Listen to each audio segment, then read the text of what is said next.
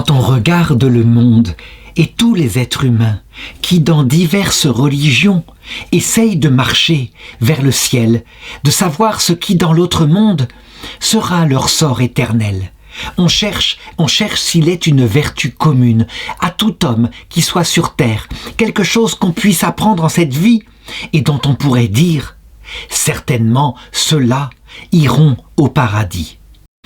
Certains ont dit « il faut toutes les vertus », mais quand on se regarde, on voit bien en notre chair une loi qui nous attire à faire ce qu'on ne voudrait pas.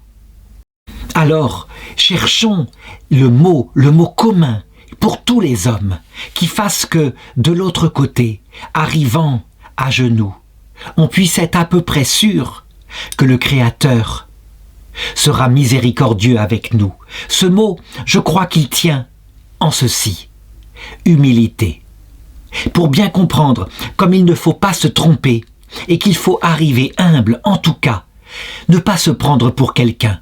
Voici une fable, une belle histoire qui illustre cela, qui illustre que si on ne se trompe pas, si on tombe sur le beau comportement, alors on sera pardonné.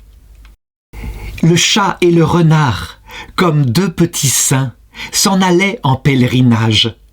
C'étaient en fait deux vrais tartuffes, deux archi-patelins, deux francs pattes velues qui, des frais du voyage, croquant mainte volaille, escroquant maint fromage, s'indemnisaient à qui mieux.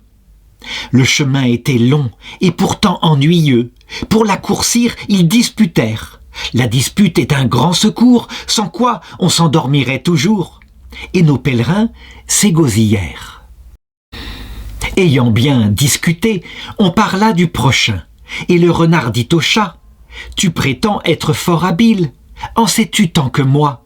J'ai 100 ruses en mon sac. »« Non, dit l'autre, je n'ai qu'un tour en mon bissac, mais je soutiens qu'il en vaut 1000. » Et eux de recommencer la dispute à l'envi, que le si, que le non, que tous deux étant ainsi. Mais voici, une meute de chiens apaisa leur conflit.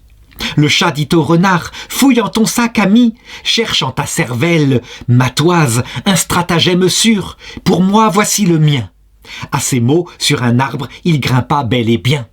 Le renard, quant à lui, fit 100 tours inutiles, entra dans 100 terriers, mit 100 fois en défaut tous les confrères de Briffaut. Partout, il tenta des asiles, et ce fut partout sans succès. À la fin, la fumée y pourvue le força à sortir, tandis que les bassets, au sortir du terrier, deux chiens aux pieds agiles, l'étranglèrent au premier bond. Le trop d'expédients peut gâter une affaire. On perd du temps au choix, on tente, on veut tout faire.